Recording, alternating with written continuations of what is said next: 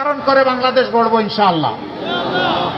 সবাই ভালো থাকবেন, আমাদের জন্য দোয়া করবেন। আমরা কোনো অলিক ওয়াদা কাউকে দেই নাই, মিথ্যা দুঃখাবাজের ওয়াদা দেই নাই, যা পারবো না সেই রঙের স্বপ্ন আমরা দেখাই নাই, যা বাস্তব তাই আমরা বলার চেষ্টা করেছি।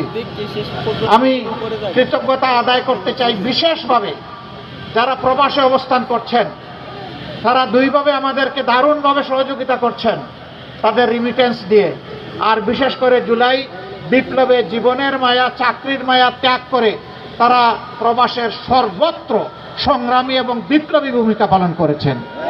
জাতি তাদের কাছে ঋণী। যেদিন প্রবাসীরা আওয়াজ দিয়েছিল আজকে থেকে আমাদের রিমিটেন্স স্টপ, সেই দিনই কিন্তু হাসিনার মস্তক অর্ধেক ভেঙ্গে খান খান হয়ে। প্রবাসী বন্ধুগণ, কথা দিচ্ছি, গাল ভরা বলি নয়, সম্মানের তাজ হিসাবে আপনাদেরকে আমরা মাথায় উঠাবো ইনশাআল্লাহ। বিদেশেও থাকবেন সম্মানে, দেশে যখন ফিরবেন তখনও সেই সম্মান আপনাদেরকে দেয়া হবে। আমরা জানি সিন্ডিকেট আপনাদেরকে কি কষ্ট দেয়।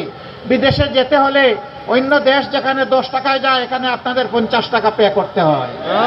বিমান ভাড়া অন্য দেশের যেখানে 1 টাকা, এখানে আপনাদেরকে 3 টাকা দিতে হয়। আমরা সব সিন্ডিকেট ভেঙে তস তস করে দেব, যার যার অধিকার তাদের হাতে তুলে দেব। কোনো কারণে কোনো ভাই কিংবা বোন বিদেশের মাটিতে প্রবাস জীবনে যদি ইন্তেকাল করেন, তার লাশ নিয়ে আর ঠেলাঠেলি হবে না। আমরা ইনশাল্লাহ আমাদের কাঁধে তুলে সম্মান এবং শ্রদ্ধার সাথে বাংলাদেশে নিয়ে আসবো, রাষ্ট্রীয় খরচে ইনশাআল্লাহ, মর্যাদা দিয়ে। তবে আমরা চাই যারাই বিদেশে গিয়েছে তারা সুস্থ থাকুক, তারা বেঁচে থাকুক, সুস্থ অবস্থায় আপন